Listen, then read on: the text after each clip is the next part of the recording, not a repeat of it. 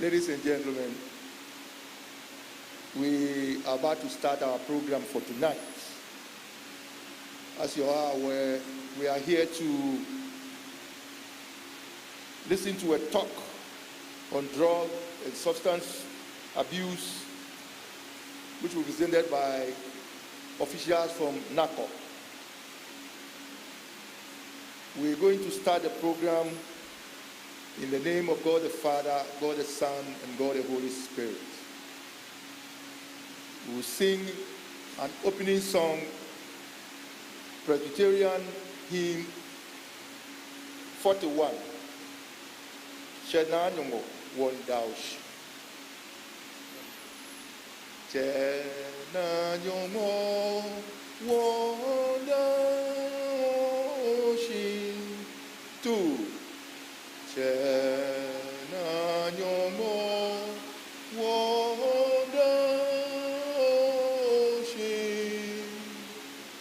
O Bawani O Bawoyi. O Kemri Lele Owo. Kwamo Woke Yana no Wonyon Kodu Sunon Mobi. O Woke De Belemri.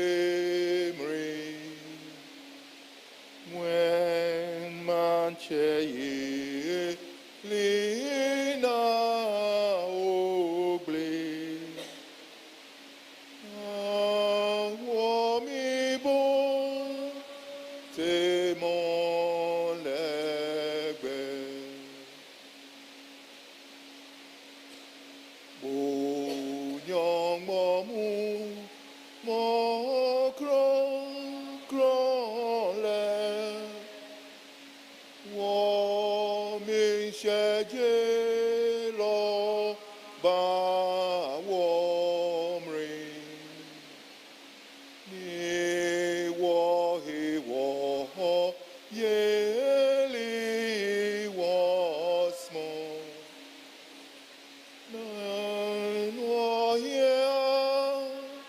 感用不能。 Kebi kemu mole sikelena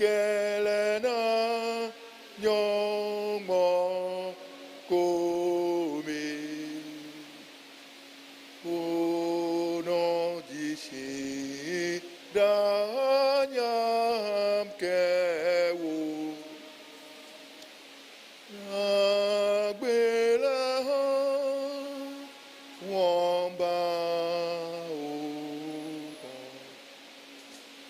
now call upon Miss Mary Brown to give us the opening prayer.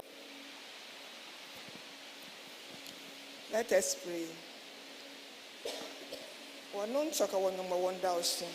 Aka ngene gbine wo kakewo. What the hefe such in wo yo ya. Wa abo awo hina agbake na ye bie. Wo ba fe, wo ba kaseni. Manche ba wote. Ba ye lumo ye wote. Nuncho no ka wa jeshishi. No ka wa chomi, no ka wa gbe na pepepe. Nuncho ni ne ka wo twi na ka wo ba fe je ngene ni. Si ngene ji benu boto. Wo ba fe. Manche mo fe mo ni nye gbe ni mba. Pla mo ame ka ba she bi ehwehwe no wonye no fe no ka wo bukọ ogba ehin eniam. Ene wo bi obo no fu ha oyo bi Yesu Christ gba amen. Amen. Ladies and gentlemen, you can now sit, and we call upon Miss Priscilla Noelati to introduce the Nacob officials who will be taking us through this program. Thank you.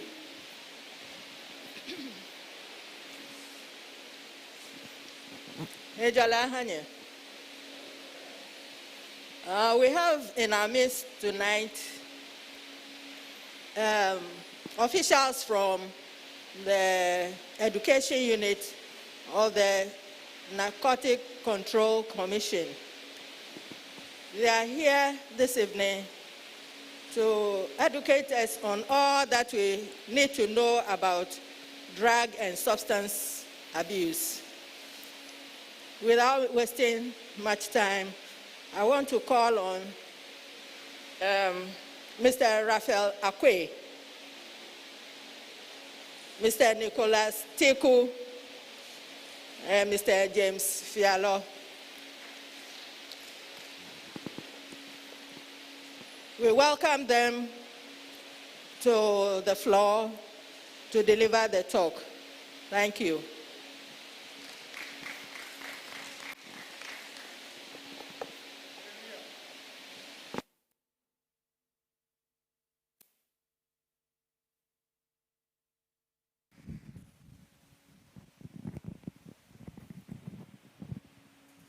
Okay, thank you, Madam.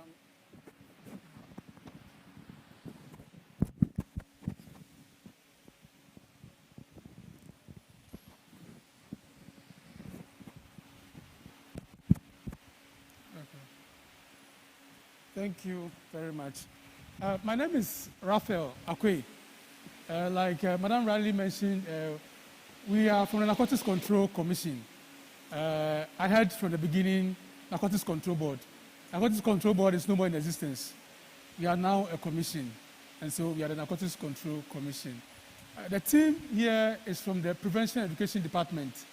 Our main business is to educate the general populace on the effects of drugs, and so we are here to do the same this evening.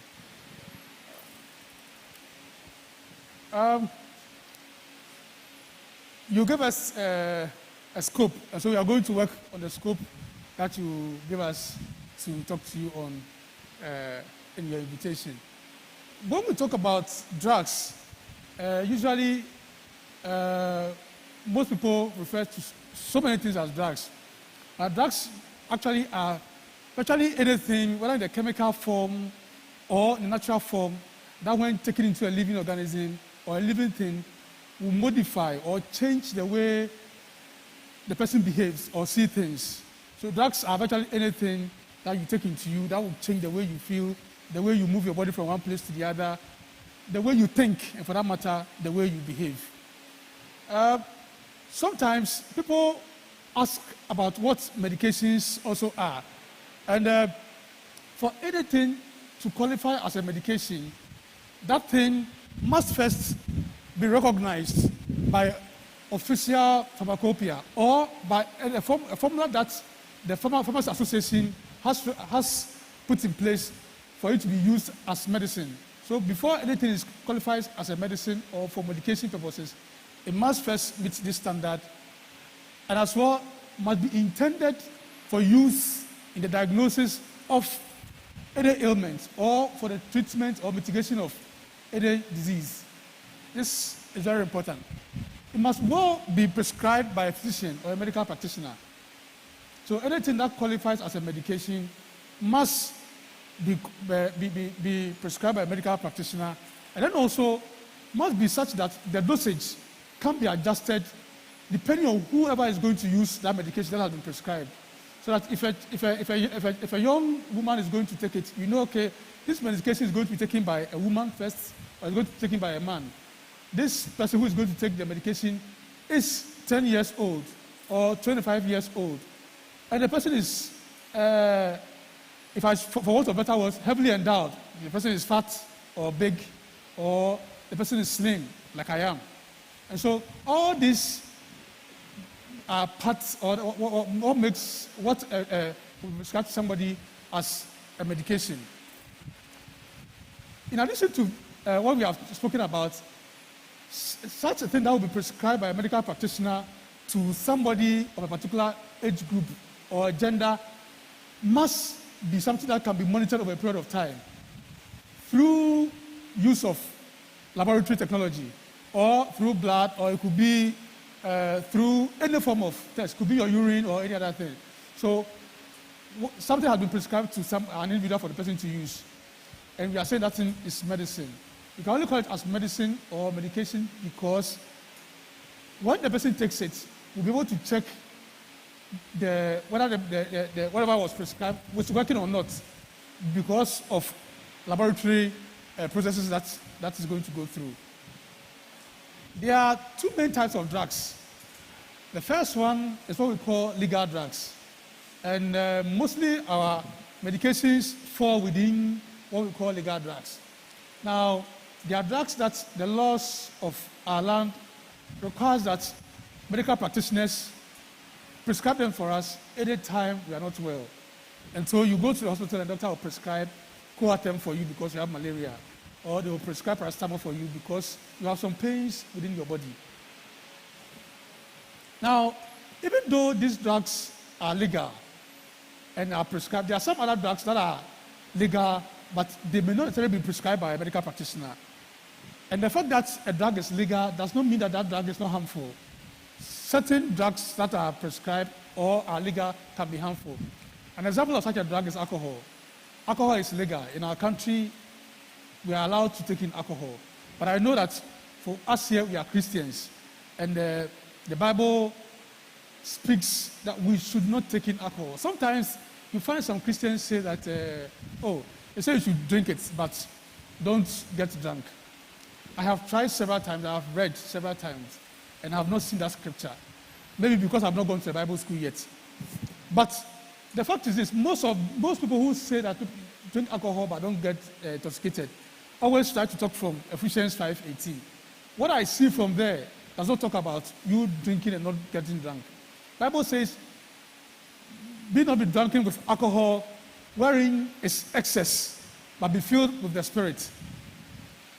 Wherein is excess means in the alcohol there is excess. In the alcohol you will do things that you are not supposed to do. So the Bible is not saying that don't take alcohol in excess. We are misreading the Bible, and so we are not getting the proper interpretation. Where in the alcohol there is excess.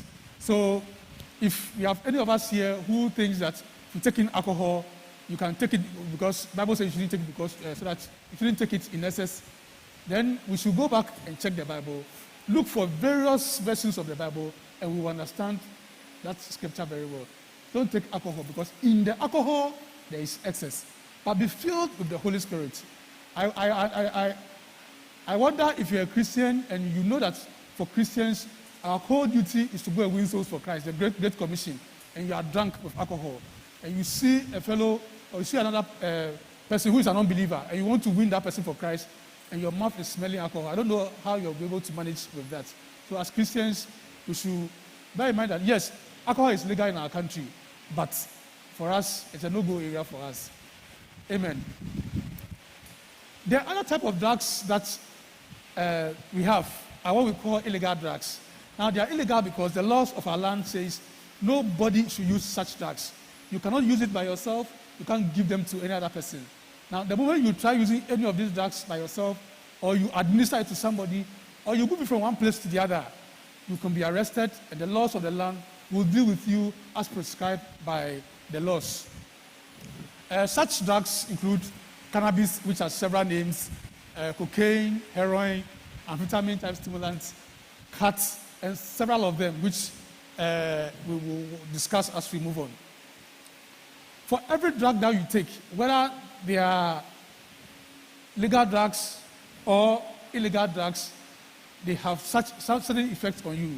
The drugs may either stimulate you, or will depress you, or will hallucinate you. Now, drugs that stimulate people are what we call stimulants, and there are several of them. Caffeine, coffee, cocaine, Ritalin. All these drugs stimulate people. Now, what they do is that they speed up the work of the central nervous system. For all of us, we have what we call the central nervous system that helps in our various activities. It's made up of the brain and the spinal cord. Now, when you take in any of the stimulants, whether coffee, caffeine, cocaine, or any drug that is referred to as a stimulant, what it does is that it makes the central nervous system work more than the way it's supposed to work. And that causes you to feel as if you are stronger than any other person. If I want to look at somebody in the Bible who thought he was strong, someone like Samson, you may take a drug like cocaine. Cocaine will stimulate you such that you may feel that you are stronger than any other person. So if in Bible time, Samson will use 2 hands to break the pillars to kill the Philistines, you will think that because you have taken cocaine, you can use your fingers to do that. Because cocaine can make you think that you are very, very strong. It makes you very hyperactive. Depressants, also what they do, they are the direct opposite of the stimulants. What they do is that they slow down the work of the central nervous system. And alcohol is a depressant. Even though sometimes people taking alcohol, and you see them dancing all around, you think they have a lot of energy. But what the alcohol does to them is that it stops what the neurotransmitters that will enable you to work actively. Alcohol stops them from working, and so it makes you behave as if you are. It depresses them actually. Heroin is also another depressant that makes people feel dull. Usually, people taking depressants, then you realize that they are not able to behave actively like the way they would normally behave. You take in a depressant, and the way you breathe calms down. The way your heart beats also calms down. There are times, most of us have taken cough mixtures, and you take the cough mixture and realize that you're feeling dizzy, or you are feeling sleepy, because there's an ingredient in the cough mixture that is causing you to be depressed. And so some cough mixtures are examples of such depressants we're talking about. The other type of drugs that also changes the way you see things. They make you see things that are not in existence. You hear voices that are not there. We call such drugs hallucinogens. So you see things that are not in existence. And most often, people who have taken hallucinogens that I have had encounter with, when you talk to them, they tell you they hear voices. And funny enough, a drug like cannabis is an example of a drug that makes people hallucinate. They tell me they hear people like Elijah and Moses talking to them. And funny enough, it is only names of the Old Testament that we hear them talk about. Oh, I can see Elijah, I can see Moses. And it is because they've taken a drug, especially cannabis, that does that. One thing is that a drug like cannabis, which is popularly called weed or marijuana, exhibits all the 3 effects that I've spoken to you about. When somebody takes in weed, it can stimulate the person, it will depress you, and also hallucinate you over a short period of time. Yes. Drugs that are prescribed to us usually are misused by those who are giving such prescriptions. The reason is this. Sometimes Auntie Adole will go to the hospital. When she gets to the hospital, paracetamol is prescribed for her. She gets home and she says that the kind of pains that I'm feeling in my body, I want it to go very fast because there's a pojemo somewhere that I must be there. And so Auntie Adole says, okay, then, even though the medical practitioner says I should take 2 in the morning, 2 in the afternoon, and 2 in the evening, when I've finished eating, what I'm going to do is that I will take 4 so that my pains will go quickly. What happens is that when you do that, we say that you have misused the drug. Even though the drug has been prescribed for you, you have taken it more than the way you have been asked to take it. And so you are taking the drug out of the direction that has been given to you. Apart from that, sometimes you are not well, you go to a medical facility and you are given a medication. And then you realize that you take just 2 of it and you are okay. Then you stop taking the medication. When you also do that, you say you're also misusing the drug. So drug misuse is where you do self-administration of the drug or you don't take it as has been prescribed to you by the medical officer. So most of the time, we misuse legal drugs. So I hear people say somebody is abusing a drug that has been prescribed for the person. That terminology is wrong. For drugs that have been prescribed for people misuse the drugs. But there's also what we call drug abuse. Now, drug abuse refers to the situation where you take a particular drug for a particular effect that you want to have, even though you are not sick. The doctor has not prescribed the medication for you. You are not sick yourself, but you think you have a problem, and it's making you think. And because it's making you think, you want to forget about your problem. And so you go and take in that drug. Now you take the drug so that you forget about your problem for a while. But the truth is that you forget about the problem whilst you have taken the drug. When the drug wears off your system, you get back to your problem. And so we take that drug just because of the effects that we want to get from the drug, but not because somebody has prescribed that drug for us. At that point, you say you have abused the drug. And usually it is the illegal drugs that people will take because they want to have an effect on their body. They want to be strong. They want to have more energy to work. They want to have more energy to do something that they think that they need energy to do. They want to forget about a particular problem. So the person takes heroin, and the person will sleep. The person takes cannabis. The person can sleep for a while or can become very active to do something that he or she wants to do. So most of the time, it is the illegal drugs. And for the illegal drugs, the moment you just take just a little of it and you use, it is deemed an abuse of that. And once you abuse the illegal drug, the laws of the land will deal with you as prescribed by the laws. I want to share with you some of the few drugs that we have there. The laws of Ghana doesn't allow people to use. Cannabis is number one because cannabis is grown in this country. Wherever you have in this country, when you plant a cannabis seed, it will grow. It's a very beautiful plant, and it grows across the whole world. There are 3 main types of the cannabis plants. Because of that, it has a name. In fact, it has several names. People call it marijuana, ganja, weed, and tampi. International herb.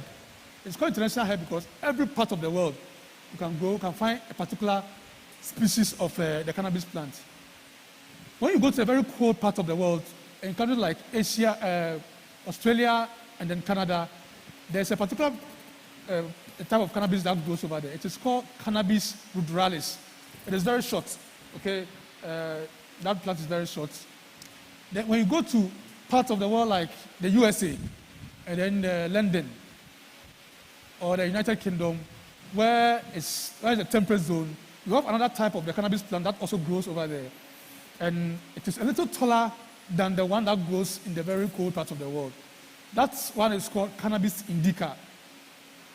Now, when you come to the tropical part of the world, which includes Ghana, there's another type of cannabis that is grown over there. It is called cannabis sativa. So in our country, what we have here is called cannabis sativa, and it is very, very, very tall. It grows very tall. It grows taller than I am. And it has a very high THC content.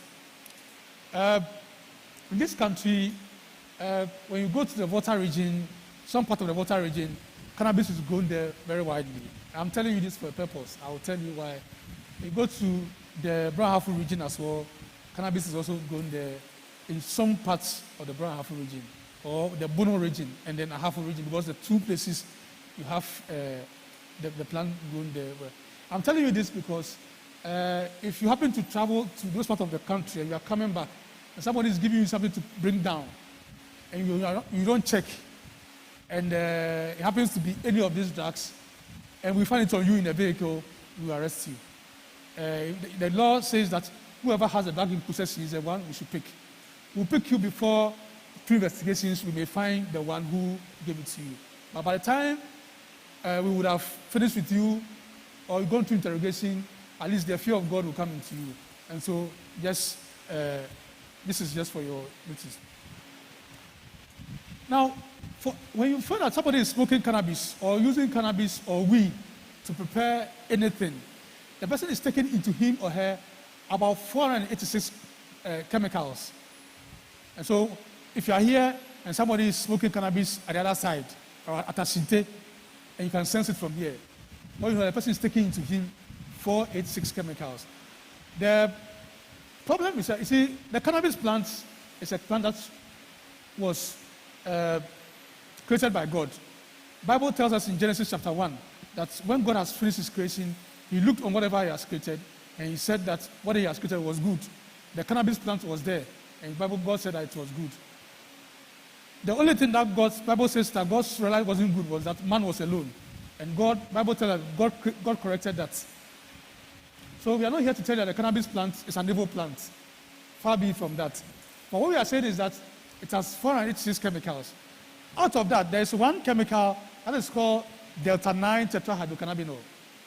Now, when somebody uses the drug, it takes in all the chemicals and takes in delta-9 tetrahydrocannabinol included. And that is what causes all the problem. You take the drug, and because of this chemical, you see the Ghana flag, and you begin to sing, you begin to dance. Or you see your wife prepares food for you, and even though the food is what you requested for, you go and fight with your wife because you are going to take that medication. It is all because of this. If you are taking the drug and you have been able to seclude the THC from the drug, nobody has a problem with you, because this is the chemical that causes all the psychotic problems when one uses the drug. And so people use it in several ways. Some eat it, some drink it, some smoke it, and others also use it for several other purposes. Before I move on to the next drug, what I want to say is that as parents, if our children are going to school, especially those in senior high school, please, the shito that you prepare for them, make sure that once they get to school, just prepare the next one, so that maybe in, I guess, about a month's time, you send it to them. These days, we are lucky there is mobile money. You can send mobile money to the senior housemaster of your child, and they can get shito that is not laced with cannabis for your child. But what we have realized is that most of the students put species of cannabis into shito. That person may be taking it. The person may not have any effect on the person in the immediate terms. Your child will go and take it, and then you have a whole problem to deal with for the rest of the life of the child. So we encourage you that when your children go to school and their shito is, they shouldn't even call. You know how your child eats. You know the frequency at which they will want to use it. Just send money to your teachers so that they can buy these things so that your children will be quite okay. The other drug is cocaine. Cocaine is gotten from the plant called the coca plant, and it's a very beautiful plant created by God, and it was a good plant. The scientific name is Erythrosallum coca. It is not cultivated in our country. In Ghana, you will not find a coca plant over here. But usually, when you travel to countries like Peru, Bolivia, Mexico, you find this crop over there. And for the people over there, the plant itself helps them to able to even quench hunger and for them to even work harder. There are no problem with the plant itself, but human ingenuity has made people add so many chemicals to the coca leaf to produce cocaine. In the production of cocaine, they add cement. They put cement on the leaf to soften the leaves. They add petrol, the one we put in our vehicles. They add hydrochloric acid, sulfuric acid, ammonia gas. There are several chemicals that they add to be able to produce the chemical cocaine. Because of our time, I cannot show you a video. Otherwise, I would have shown you a documentary on how cocaine is produced, and you'll be surprised. So anytime you see somebody injecting cocaine or sniffing cocaine or using cocaine in any form, the person is taking into himself the coca leaf, cement, petrol, ammonia gas, sulfuric acid, and other very dangerous chemicals. That is where the problem comes from. That's what makes the people who want to go for the drug the next time, because the drug, the leaf itself, is something that God created and blessed it, and it's very helpful. In fact, research shows that the leaves in the coca leaf, the chemicals in the coca leaf are so nutritious, and they're even more nutritious than fish that we harvest from the sea. So when our fishermen go to sea and bring fish, and somebody goes to the forest and brings a coca leaf, and you take the two, the nutrients in the coca leaf is more than what you get in fish. But because of the chemicals that are added to produce the cocaine, that is where the problem is coming from. And cocaine, mostly we know it in the powdered form. We call this in our circles hydrochloric cocaine. Then, after they finish producing this cocaine with all the chemicals, they add sodium bicarbonate to it, what we call baking soda, to produce this, what we call crack cocaine. This is a solid form of cocaine. It's like a rock. And whilst this is injected into the veins of people who use them, this one is smoked. And when they smoke it, it has a very funny sound that comes with it. The sound is crack, crack, crack. That's why it is called crack cocaine. The problem is that this one is more addictive than this one. And the funny thing is that this one is even cheaper than this one. And so, now when people are trying to smuggle the drug out of the country, they parcel it in this very beautiful form, and you never know that it is the drug they are taking it out. So, be careful about it. Those who use it also inject it into their veins. They inject it into their veins, and others also sniff it, and they use it. The drug heroin is also a drug that the laws of this country detest. If you use it, you'll be arrested, you'll be taken to, and you go to jail for that. If you also traffic in it, the same thing will apply to you. It also comes from a plant. The plant is called the opium poppy plant, a very beautiful plant. But we don't have this plant in Ghana. Across the world, you get it in countries from Southeast and Southwest Asia, in countries like Burma, Afghanistan, Iran. And then in southern part of America, you find it in Mexico. In Africa, it is only Morocco that produces the opium poppy plant. And they don't do it on a very large scale. You see, God, the God that we worship is a wonderful God, and He had a very good purpose for everything that He gave us. Most of our painkillers comes from this plant, the opium poppy plant. And so it is not an evil plant. But you see, there's a chemical that is gotten from the opium poppy plant called morphine. Out of morphine, heroin was produced. And so people thought that they were trying to produce another drug out of morphine to cure initially what was morphine addiction. Unfortunately, they produced a drug that was even more deadly than morphine. But for all the drugs that I have spoken about, heroin is the most destructive and the most addictive. It comes in three main forms. You see some color that is off-white, just like, let's say, dirty white. And there's another one too that comes in a brown form. Another type of heroin comes in a sticky form, which we call black tar heroin. Now, the colors depend on the part of the world that the drug is coming from.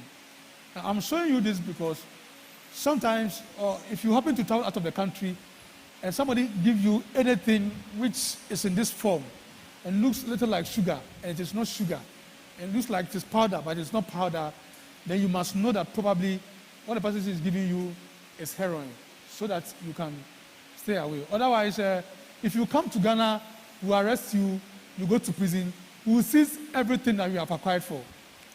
But if you happen to find yourself in other parts of the world like China, and then there's some part of the Middle East, once they arrest you, they'll kill you, you will die.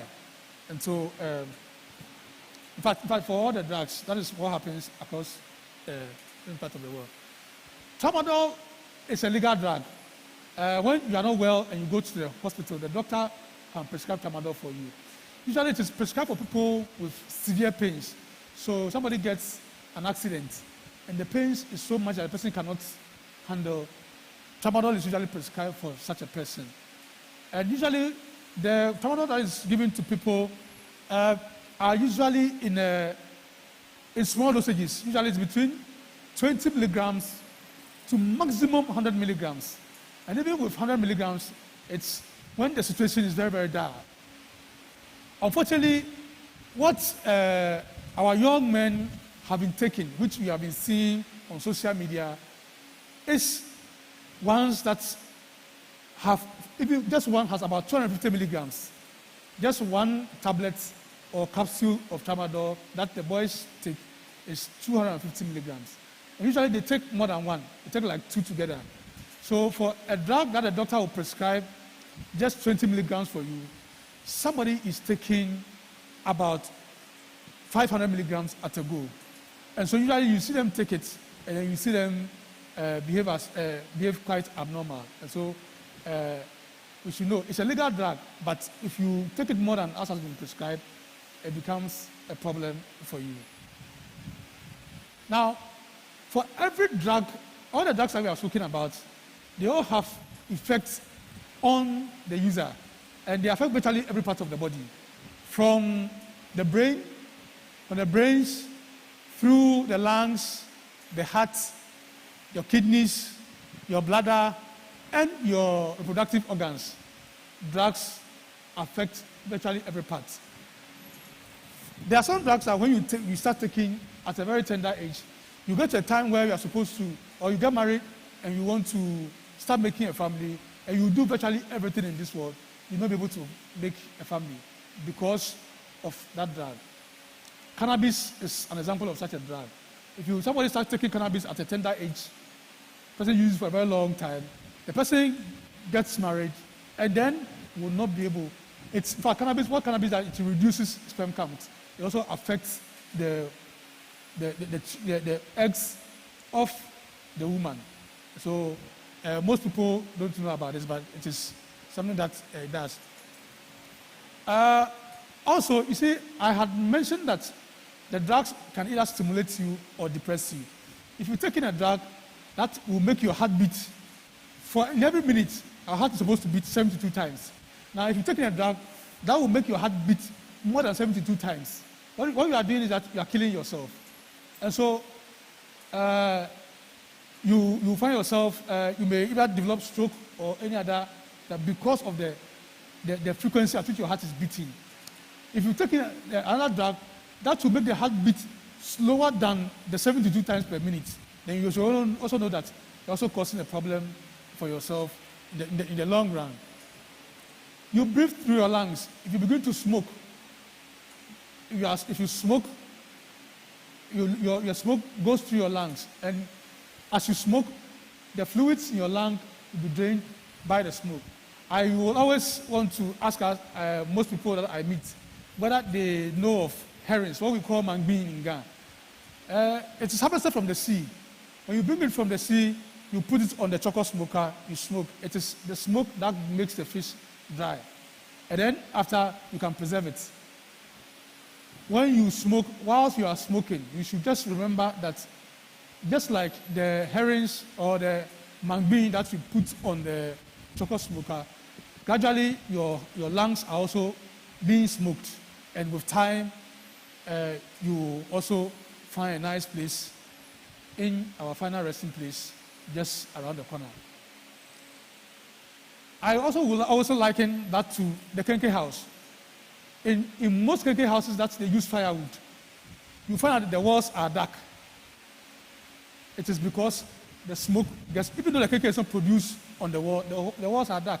The same way, whilst you smoke, with time, you are disturbing the lungs and you are giving yourself trouble. So virtually, every part of the human being is affected by drugs as you use them. Now, the drugs also have very huge effects on the brains of the users. See, when God created us, it's very sad that if I should say something right now, it is very funny. all of us will just be happy about it, and it will just be for a very short time.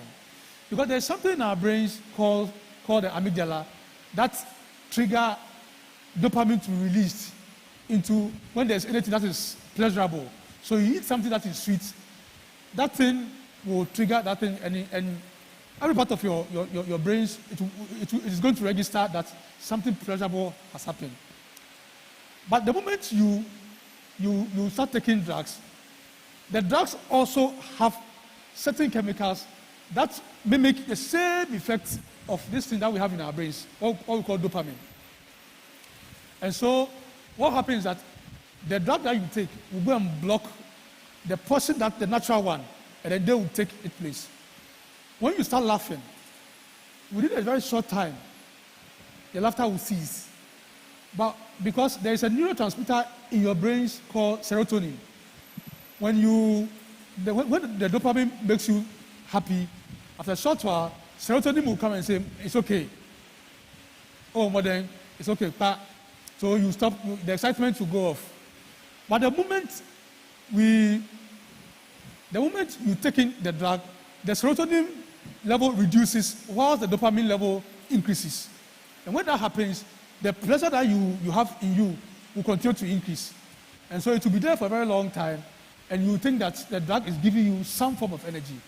What happens is that as that happens, it will get to a point that even the serotonin will not be produced anymore, and you only have dopamine. The moment the dopamine wears off your brains, then you begin to experience what we call withdrawal symptoms. And if you don't have the drug in you, you not feel okay. You want the drug because that thing that is giving you pleasure is no more there. And that causes the problem the whole problem of drugs is because of addiction, which we'll talk about as we move on. So just like I have spoken already, the immediate effect of drug use is the increase in dopamine that goes on in your brain. In fact, this part of the brain is where the dopamine is released and everybody gets excited because of something good that has happened. And once dopamine increases, serotonin reduces, and then all the other problems come. And like I said already, you now want to have the drug. You see, initially you'll be told that when you take the drug, you'll be strong. You will be able to do whatever you want to do. Yes, it is true. When you take it, that feeling will come, and you will be able to work. You will be happy. You can do anything you want to do. But when the drug wears off, and then subsequently, when you don't have the drug in your system, because your body has become used to the drug, you begin to experience what you call the withdrawal symptoms. If you don't get a drug, you will not be... See, one person, you are feeling cold. At the same time, you are feeling hot. At the same time, you are feeling like there are some ants walking under your skin. Then you begin to shake. Your knees begin to shake. The only time that you'll be okay is when you get that same drug to take. If you don't get that same drug and you are given a different drug, you will not be okay. So for instance, if I am taking cocaine and I've become dependent on cocaine, if the drug wears off my system, I must get cocaine again. If I go for heroin, it will not work. If I go for cannabis, it will not work. I must get cocaine before I'll be okay. I want to show you a documentary on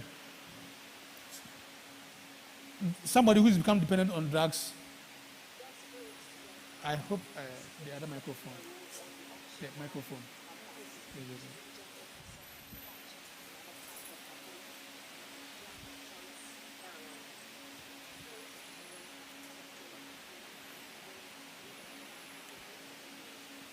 Of an annual $25 million drug industry in Kenya's coasts. She's just one of the thousands of youth in this coastal town. I want to start so that... Desperate to get high, this 27-year-old's only option now is her bust. She's injected herself too much in other parts of her body. Her drug of choice, heroin. This dose of heroin plus a cocktail of pills and alcohol will keep her high for most of the day. She's the face of an annual $25 million drug industry in Kenya's coasts. She's just one of the thousands of youth in this coastal town who just can't seem to break the habit. A sex worker and drug addict, her family has abandoned her.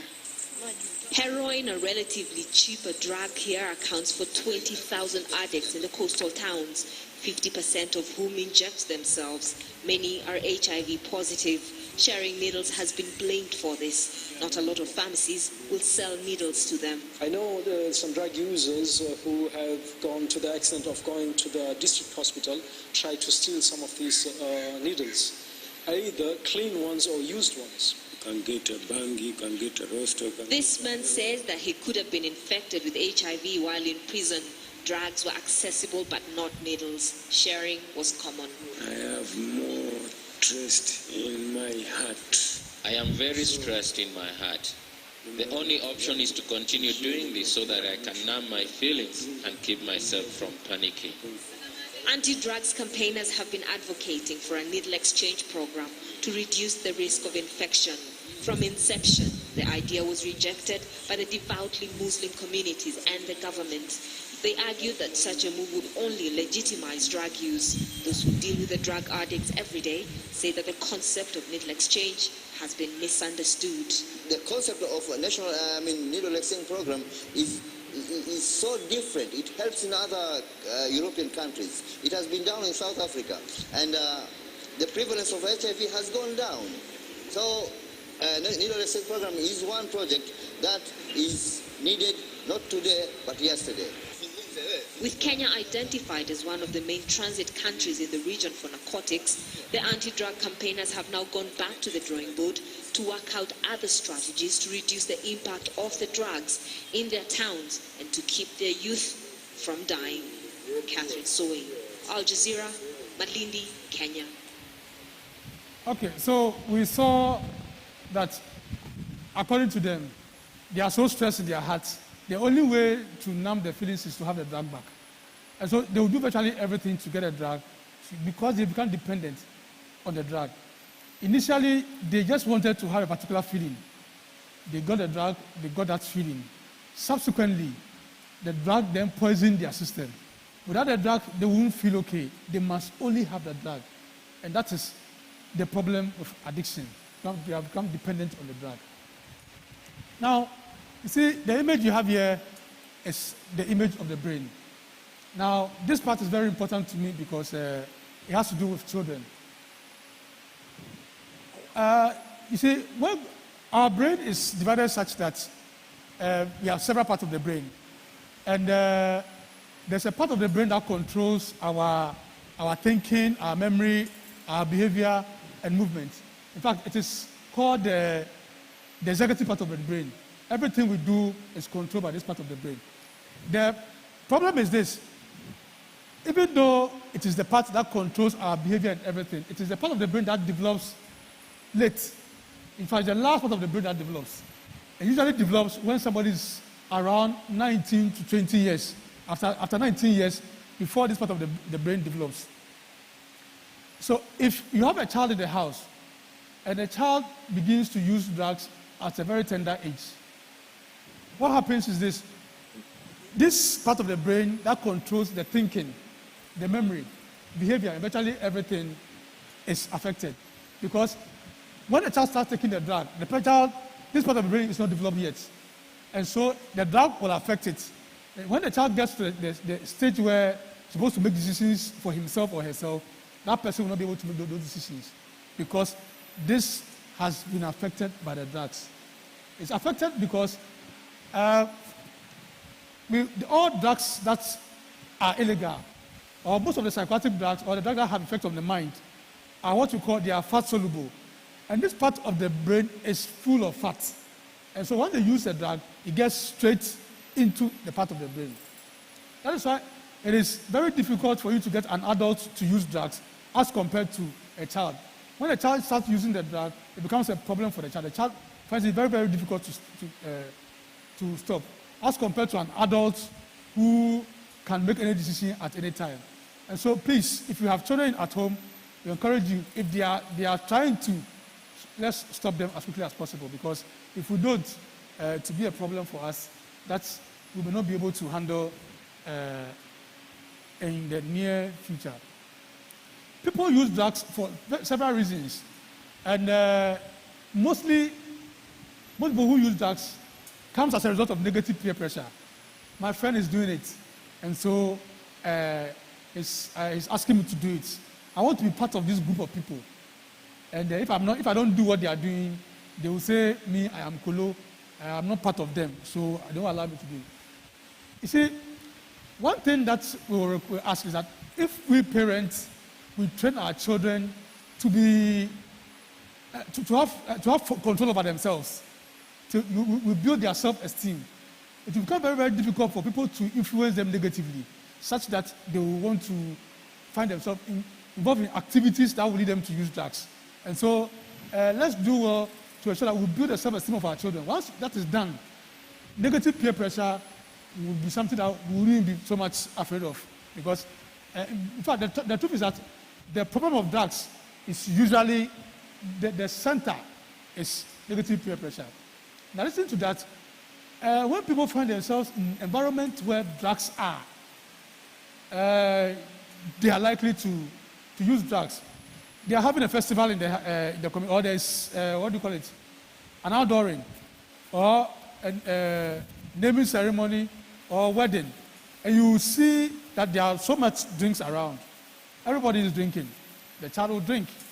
If we have drinks in the house, the father has a small bar in the corner, and the drugs are there, the child will take it. If the people around the child is taking it, the person will take it. Even adults, you are usually influenced by our surroundings. And so if you live in a community where the drugs are, you should be sure that the person is likely to use the drug.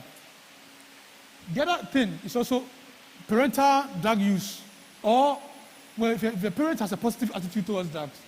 Like I said early on, you are the father. You send your child, go and buy a cigarette for me. The child will go and buy the cigarette. When the child comes, you say, light it for me. And the child goes to light it. You yourself, you like it. You do it. What moral authority do you have in asking your child not to do it? You can't expect your child to do what not to do things that you are doing. Definitely the child will look at you and the child will do. If you are in the home with the child, and you praise drugs, alcohol, any other thing, you shouldn't expect that your child will do something differently. Whatever you do is what the child will look at and do. So your attitude towards a particular thing will determine whether your children will also exhibit such attitudes towards those things, and whether it will make their children also use those things. So usually, also, parents, because of the busy nature of our work schedules, don't really have quality time with our children in homes.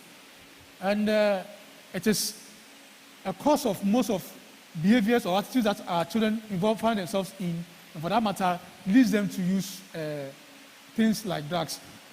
We are asking that parents must find time for their children. Make time, have quality time for your children. Communicate when there are issues, listen to the children as well, and then give them a little more attention. When that is done, you get to know what's going on in the life of the child, and you are able to address those issues. But if you don't, and you leave the child to live by himself, then there's a problem. I always say this. I have a friend that anytime the child comes from school, the first thing he asks the child is that, hey, when I'm in school, I'm here. So what is the news from school? He wants to know what's happening in school. And the child will tell him virtually everything. So he knows, even without going to school, he knows the names of all the friends of the child in school. When you are doing this, you are giving the child little attention, you got to know what is happening in the life of the child. And so, as parents, we need to also do that. Most parents also do not monitor the children. If you want your children to be the best you want them to be, you must follow up on them at school or wherever they find themselves. Monitor their growth, their productivity and whatever is happening in their life.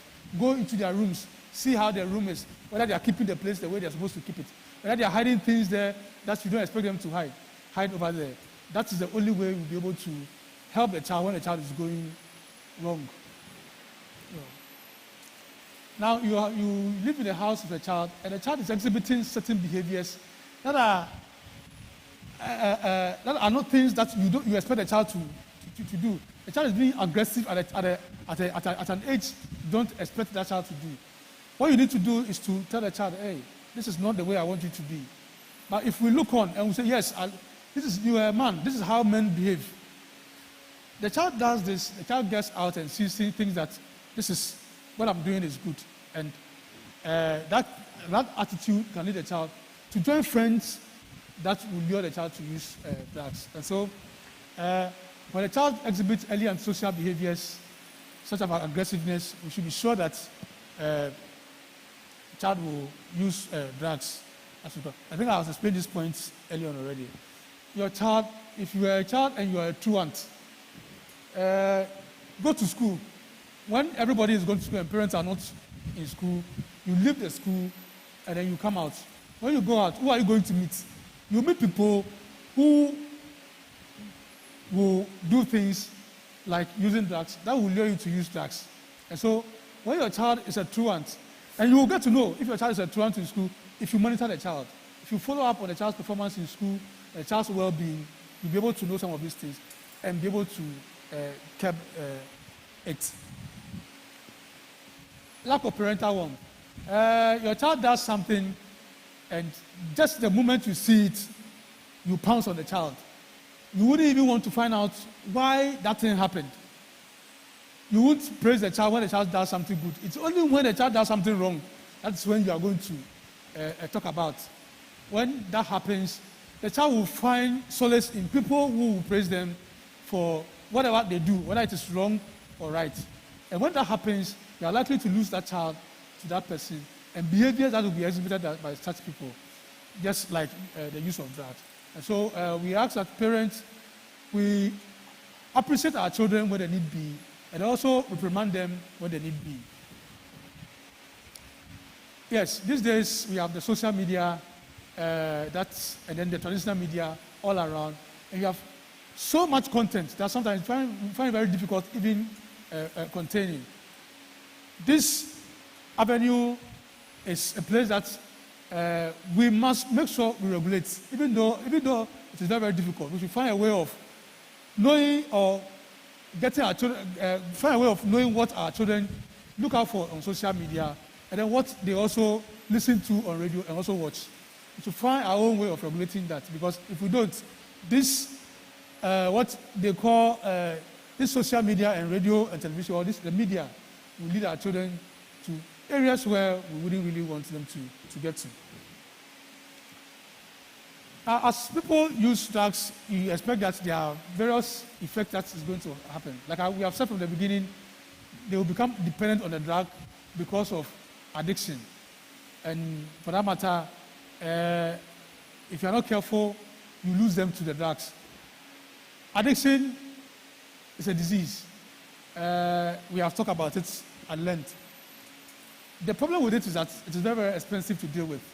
And you see, no matter what is done for you to help you to get treated, when you come out of treatment and you find yourself in the neighborhood where you started using the drugs, you are likely to relapse, go back to the use of the drugs.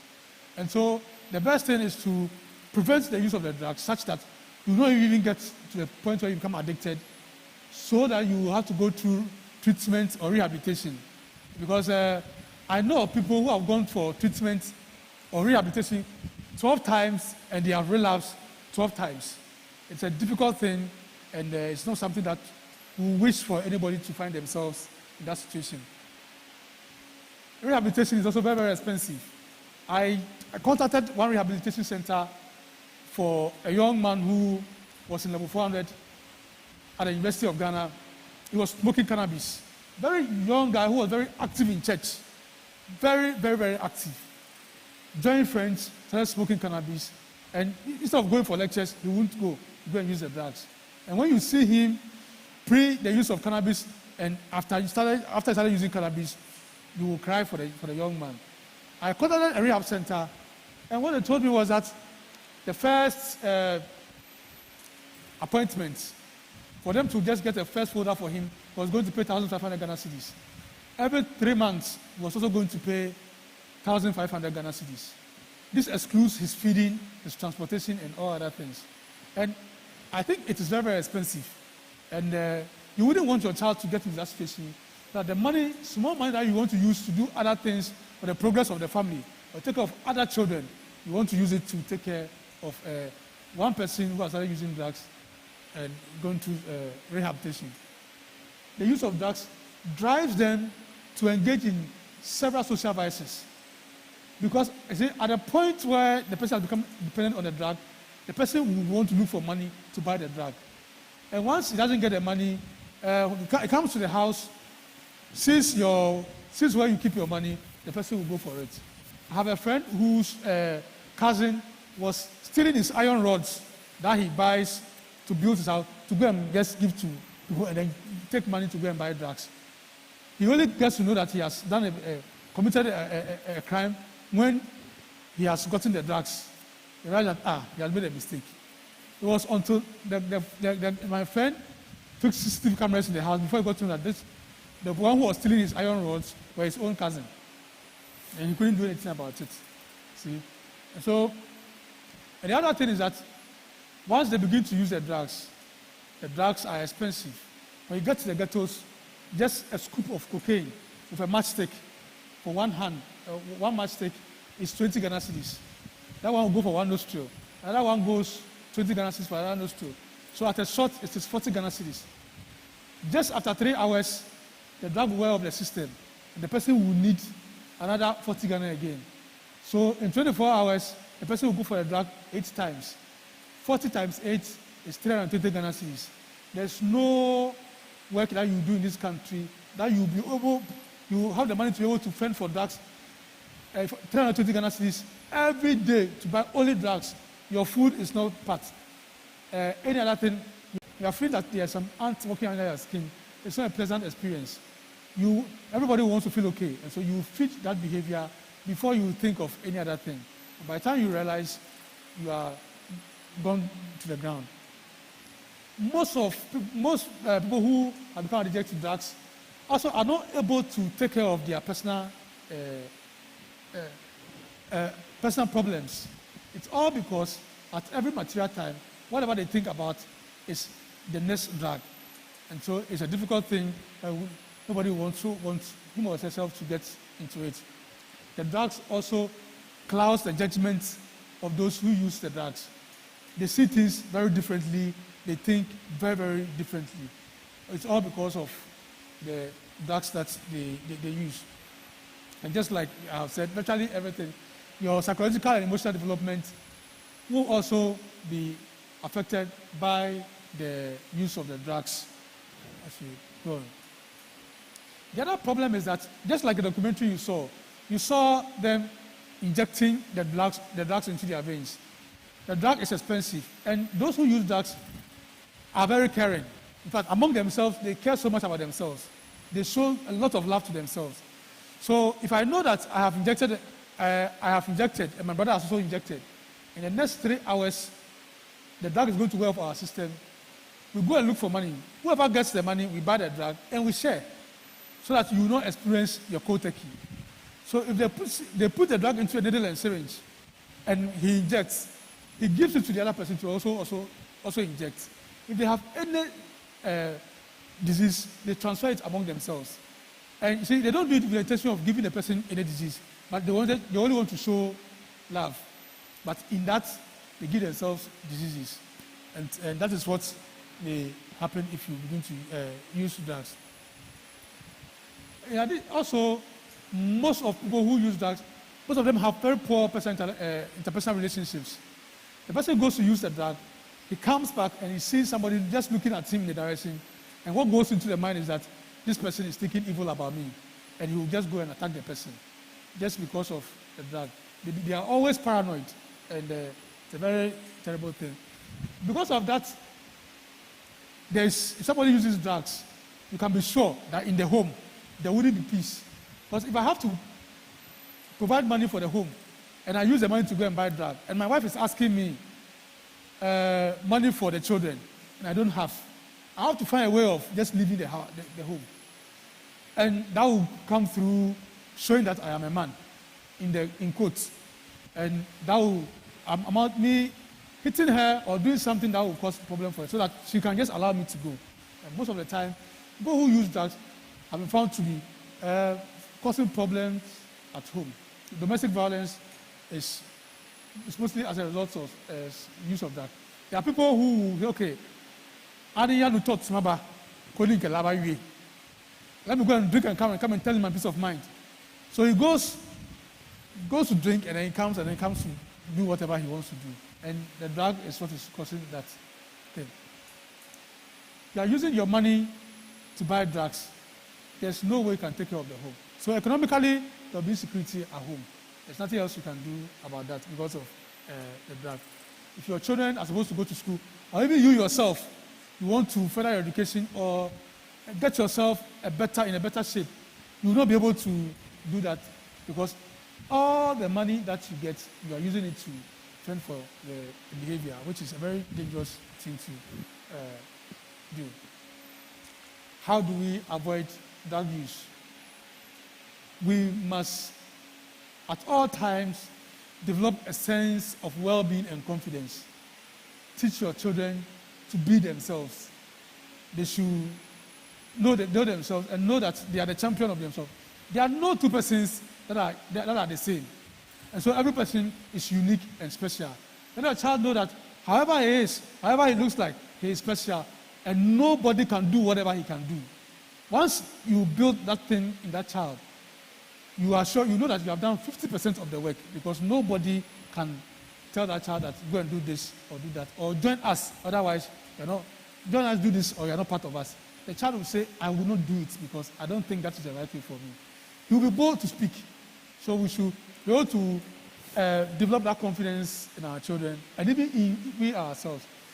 Once we build our self-esteem, most of the problem is solved, and things that will lead us to use drugs are also be out of the way. Just like we are having a time today, we should always build our knowledge base.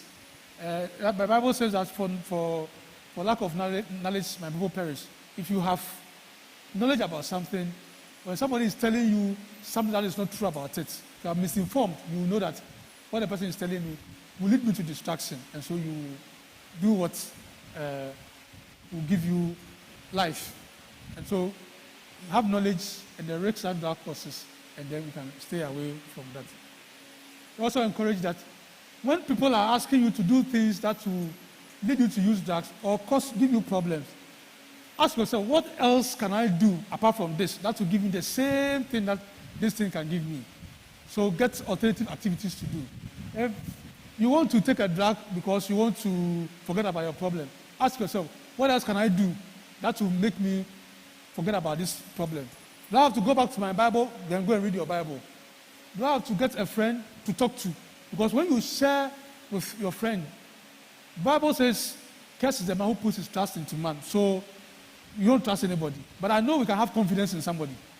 And so if you're somebody you can share your issues with, talk to the person. By the time you finish talking, at least the pain will go down a little, and you can continue with life. If there's any other thing, ask yourself, what else can I do that can give me a respite so that I wouldn't want to use a drug to forget it? Because when you use a drug, the drug will wear off, the problem will still be there. So we should look for alternative activities. Then we should be able to develop some coping mechanisms that will help us keep away from stress. But usually, stress also causes people to use drugs. And so, what do you do to while away when you are getting stressed up? Think about that, and that will also help you to stay away from drugs. As parents, I've said from the beginning, we should listen to our children. We should give a little more attention. So from here, when you go home, ask yourself, how much more attention can I give to my son? a little more attention to your daughter. Pay attention to that child, and you'll be able to move that person away from things that will make the person use drugs. When you find any of your relations who have become addicted to drugs or is using drugs, don't try to solve the problem by yourself, because you will not be able to solve it. Because the problem is with the body and the mind. And you need professional to do that. So seek for professional treatment. You can call on the Narcotics Control Commission. I will be willing and able to assist that person at all material times to help the person come off of that situation. That person will not be arrested. Once the person says, I use drugs, I want to stop, we will receive you and get you a rehabilitation center, and we will monitor your progress from there. Yes, you should also make sure that, like I said from the beginning, get to your child's room. Make sure that you see whatever is there. If you see anything that is not usual, ask questions. And once you are able to do that, you are able to direct the child where it's necessary. Also, you see, look out for certain signs from your child. Find out whether the behavior has changed. Usually in the house, you will come around everybody, the child is very active and he will talk. But recently you are realizing that when everybody is gathered and you are having a family chat, this child will also always want to be alone. That should give you a signal for you to know that no, there is something wrong with my child, and I need to pay more attention to that child and bring the child back to where I want the child to be. If your child's academic performance is falling, ask questions. Find out why that is happening. And if it is because of drugs or because of new friends, then you are able to bring that child to order as well. Look out for certain physical signs on the body. There are people who naturally have red eyes, okay, have dark lips. But if you know your child, you know that, as for Nipapo, his lips is not dark, the eyes is not red.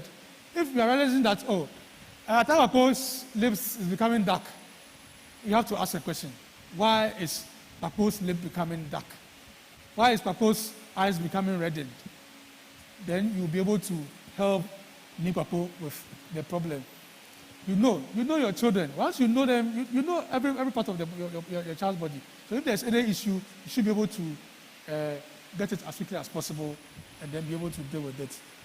Your child, you know how you have trained the child, keeping the child and then keeping himself.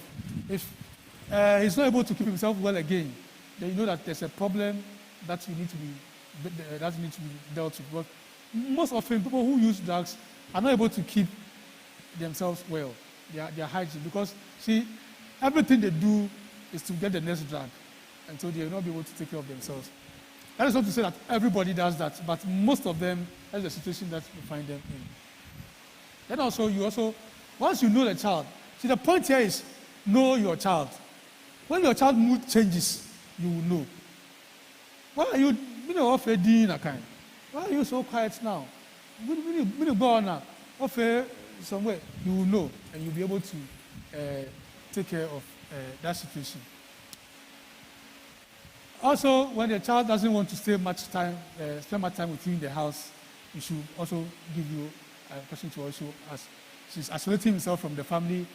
And then also, we don't want to come for church meetings anymore, YPG meetings, and then the other group meetings. Child doesn't want to come anymore.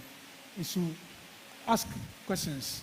And once you begin to ask questions, you get answers and you get to know what is happening in the life of the child. People want to keep things that they like. If you come to my room, you find the things that I like in my room. If you go to your child's room and you begin to see, you are seeing images of cannabis, people who are injecting drugs, and needles and syringes in your room, or small pieces of paper that have been cut in the child's room. You tell you that child probably is using drugs. Probe more into it, and you get to know. Once you find that, you seek for help for that child.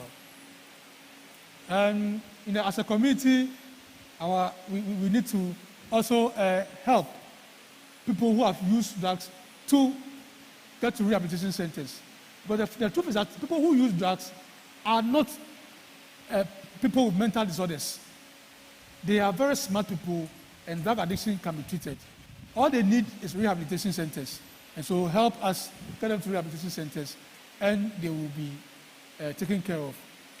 You, as a community, just like the church has organized a program like this, the community should also organize programs like this, drug education programs, and people will be told about drugs, and once they get to know, they will be able to take care of themselves.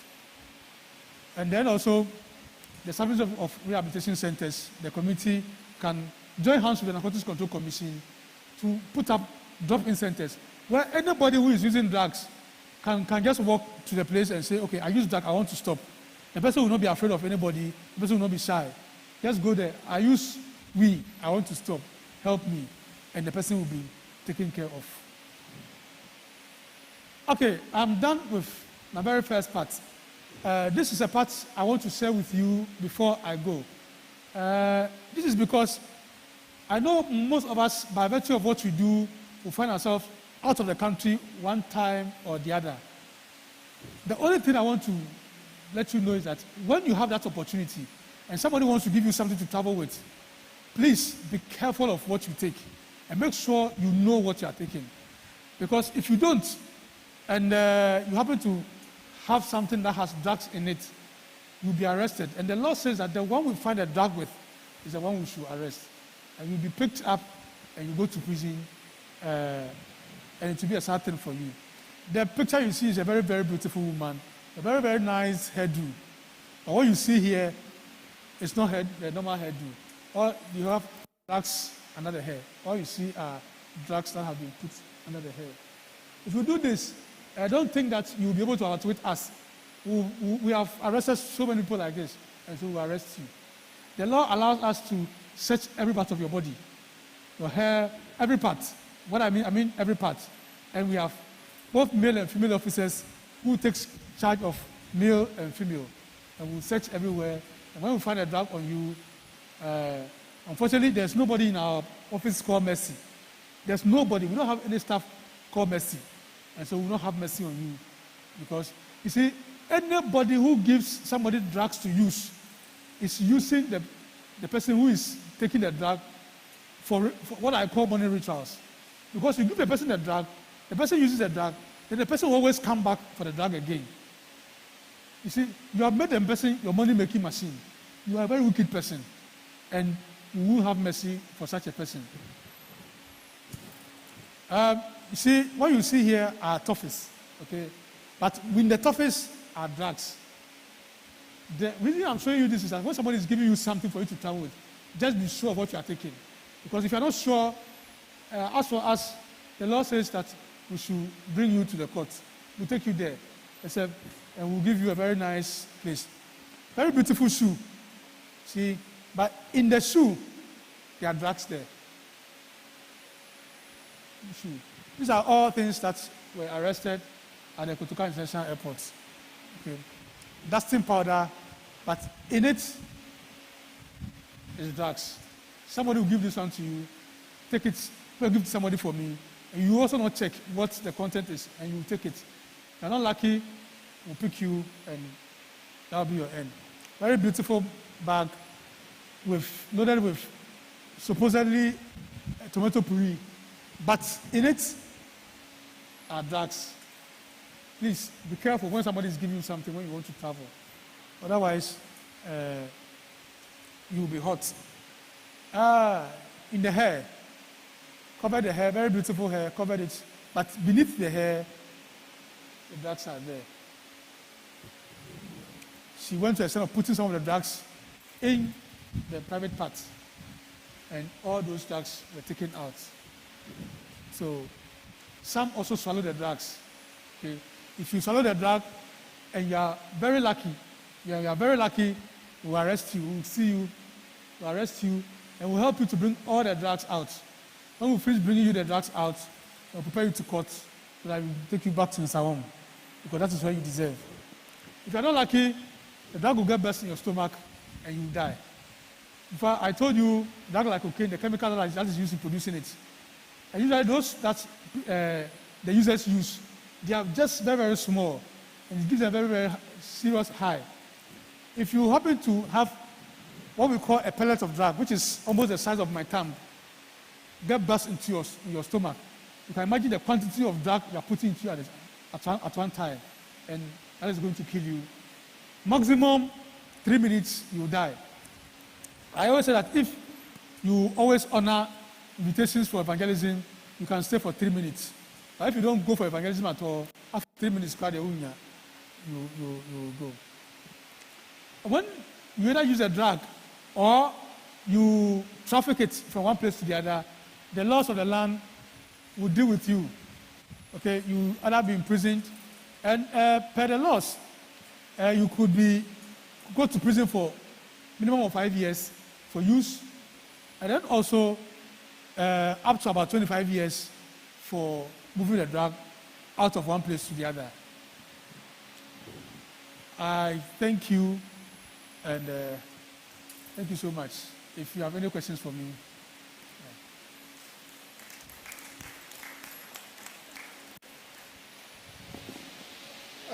Can you give our resource fellow a round of applause? The talk has been very educative, and I hope we have all learned something out of it. But for him to know that we have been very attentive and we have followed his lecture to the end. If you have any questions or contributions or explanations that you want to put forward, then we'll come to you and then.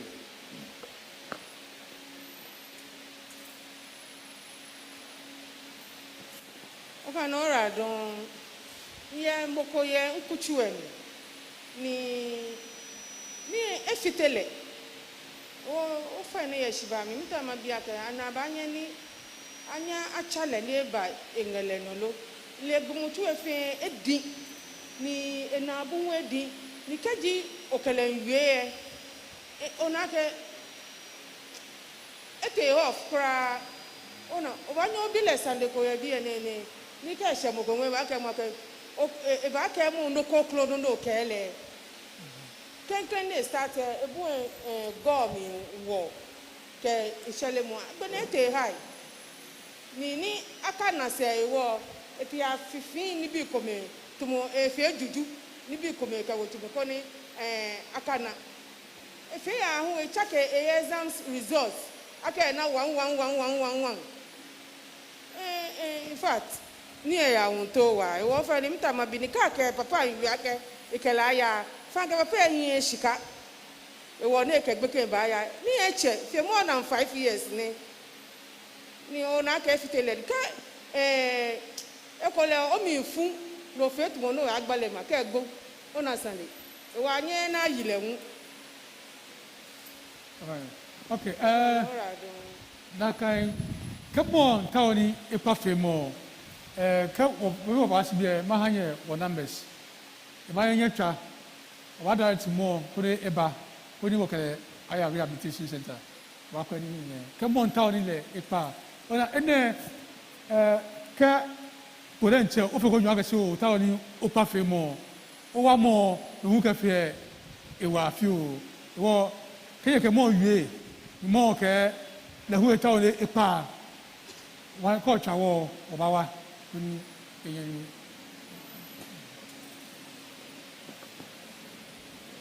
Yeah, hello. Please, about the weed, I didn't hear anything about the benefits, the weed plant, because some of us use it for our hair growth. So is it a good thing or is it a bad thing? Thank you. Okay. So I said from the beginning that the wheat plant has about 86 chemicals. And there are some good chemicals in it and there are some bad chemicals in it. That's why I said that I am not here to say that the wheat plant is an evil plant. Yes.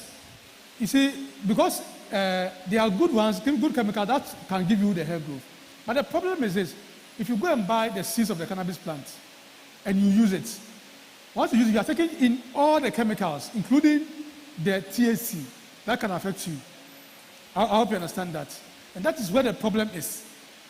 Currently, we have a new law that allows that cannabis, some type of cannabis, can be cultivated in this country. Even with that, there's an LI that we are waiting for us to do. That kind of cannabis that will be allowed in this country has THC that is less than 0.3%. That one cannot have any effect on you once you use it. And because of other economic benefits that the cannabis plant has, in fact, like I said, it is not an evil plant. God created it. There are so many things that can be done with the cannabis plant. But the only problem we have is the THC that is more in the current one that we have in this country. I hope you understand that. But you see, I went to a school to go and talk to them about this issue. One of the teachers told me that one time she went to a hairdressing salon to go and make her hair. And while she was getting the hair done, she asked the woman that, I want my hair to grow. The woman said, okay, if you want your hair to grow, go and get the seeds of the cannabis plant. Add it to some other chemicals, and then put it into your hair. Your hair will grow. She says when she went home, she went to the place on a Saturday. On the Sunday, she got it. She did everything. On Monday morning, when she was preparing to go to school, she applied the chemical in the hair. When she was teaching primary 6 pupils. When she got to the classroom, those days we used chalk more often. She took the chalk, and she realized the chalk was becoming longer in her hands. The primary 6 pupils who were seated were becoming taller while they were sitting down. She could see herself becoming smaller. Then she realized that all of a sudden she began to talk uncontrollably. The next thing was that she was removing her dress. Luckily for her, the principal of the school was going around to see whether everything was going on well in the classrooms. She got to her classroom and she saw her, took her into her office, gave her some food to eat, and then made her sleep. When she woke up, she started thinking of what really happened. And she realized that probably was because of what she put into her hair. You see, I'm just letting you know that, you see, the THC in the cannabis is the problem. If you can only take the THC out and put it in your chemicals and then put it in your hair, nobody has a problem with it. But the problem I like to give to you, the fact that maybe you applied it and didn't have a problem for you does not mean that when your younger brother uses it will not have a problem for the person. And so, the best thing for you to do is either you go to a pharmacy shop where you have a chemical that they tell you, okay, they have cannabis in it.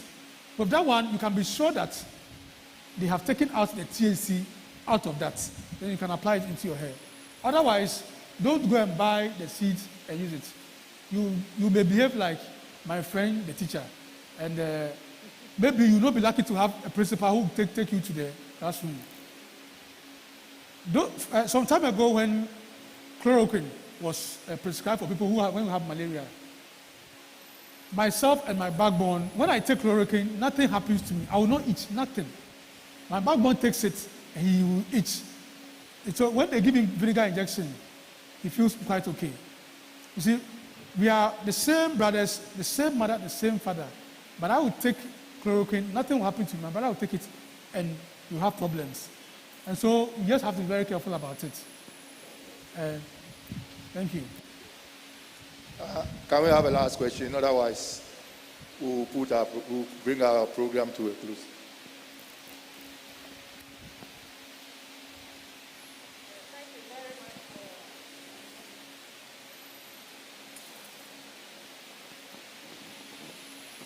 Thank you very much for this excellent presentation.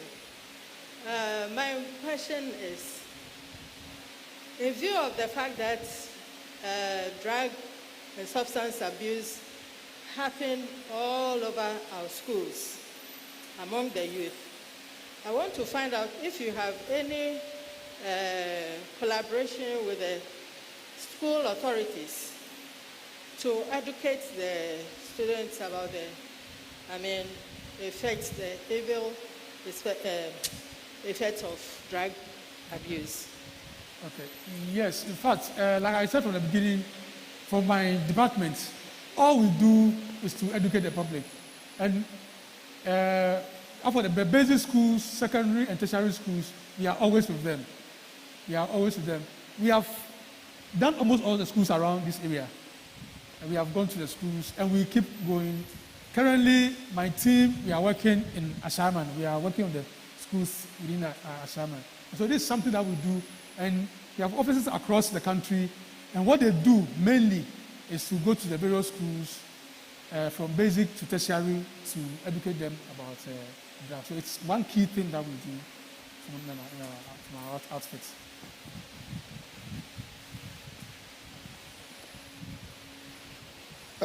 One more question.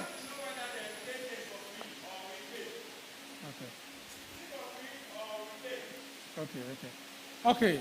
The education.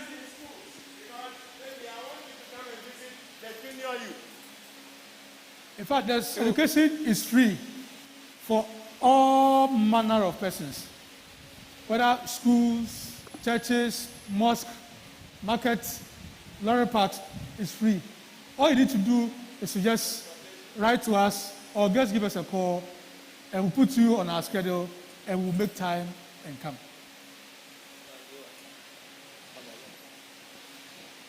Okay, so we have to thank you. We have spent a lot of time.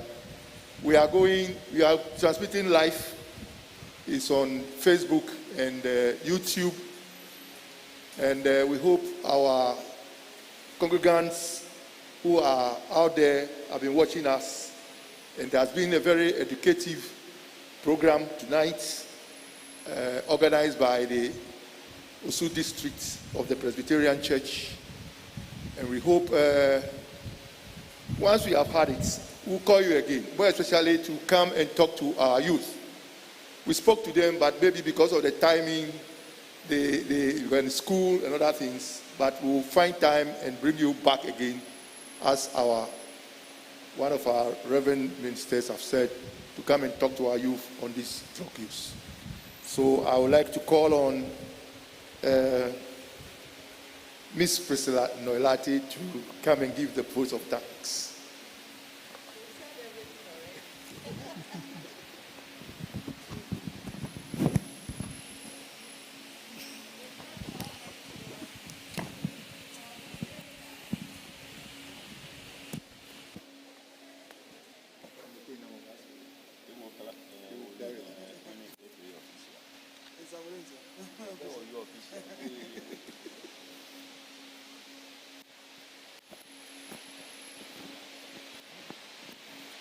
We thank Almighty God for sustaining us and for making this day possible. On behalf of the District Committee on DSS, we want to thank the District Minister and his associate ministers for allowing us to host this presentation in this church. We thank the district clerk and the secretary for their unflinching support in organizing this program. We thank SP. SP gave a lot of input, a lot of advice, and today we have this program successfully.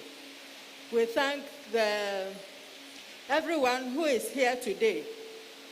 Without you being here, this program, we cannot talk to the air.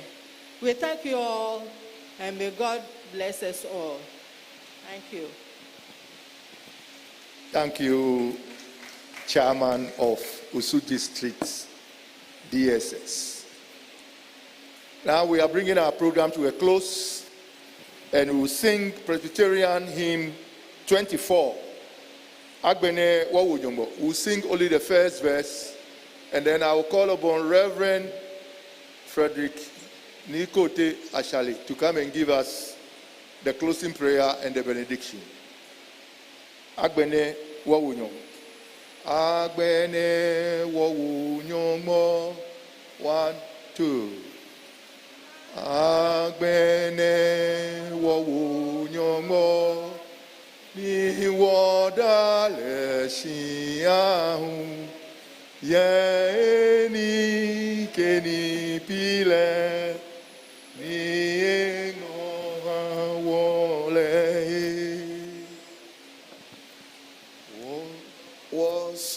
soba kewala kegbomo chule fekwa ehawo ni to kebashimene lolo. Shall we please close our eyes and receive the benediction?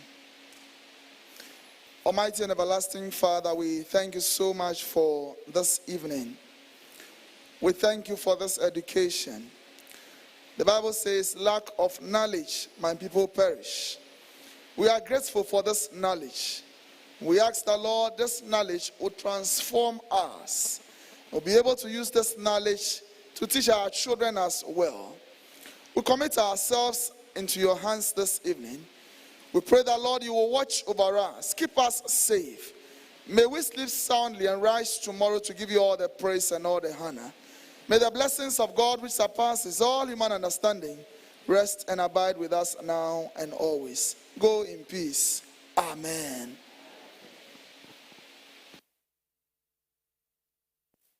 Thank you all for coming. May the good Lord bless you all. And we hope next time when we call you, you come in your numbers. Thank you.